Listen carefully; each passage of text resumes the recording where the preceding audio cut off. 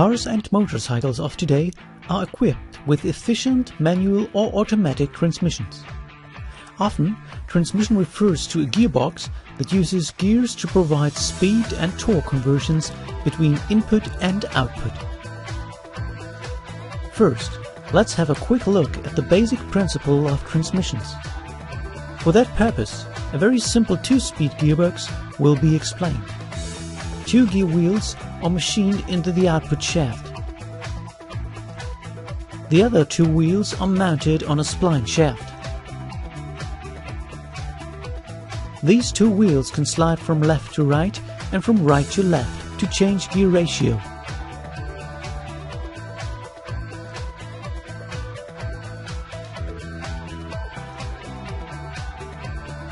In this example, the engine generates a rotational speed for the input shaft of 2000 rotations per minute.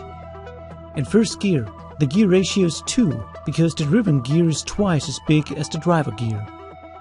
Consequently, the input speed of 2000 rotations per minute is decreased to an output speed of 1000 rotations per minute. Shifting from first to second gear in this transmission is only possible when the engine stops. Then, shifting of gears is possible. In second gear, the input speed is increased because the gear ratio is 0.5. Because gear shifting is complicated for these kinds of transmissions, synchronized manual transmissions were developed that allow to easily select and deselect the gear, even when the vehicle moves. In modern cars, 5-speed or 6-speed transmissions are usually used.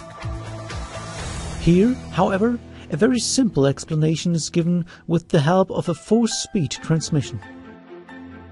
The input shaft is connected to the engine.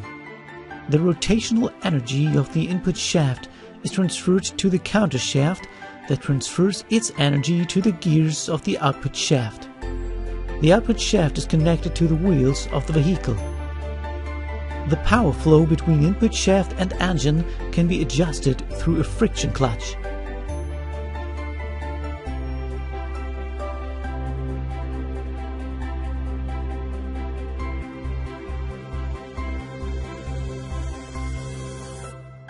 The gear wheels of the input shaft and the counter shaft are fixed to their shafts. They rotate when their corresponding shaft rotates. However, the gear wheels of the output shaft are not fixed to the shaft and can freely rotate. Locking a gear wheel to the output shaft is possible through a dog clutch. Here, a tooth system is fixed to the shaft. To shift from neutral into first gear, a part of the dog clutch slides sideways.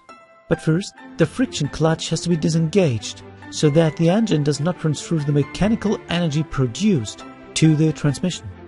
The friction clutch can be engaged by the driver as soon as the dog clutch is fully engaged. Now, the energy produced by the engine is transmitted to the transmission. Then, the transmission transfers the energy through the counter shaft and the output shaft to the wheels, so the vehicle begins to move. When the driver wants to shift from first gear to second gear, he or she must disengage the friction clutch. Then, the driver can shift gears without damaging the transmission.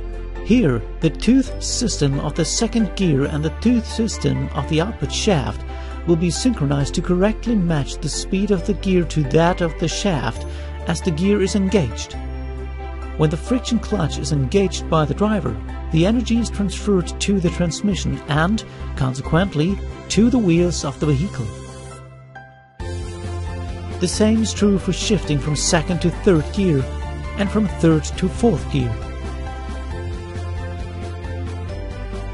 This type of transmission is often referred to as an H pattern because of the path that the shift lever takes as it selects the various gears.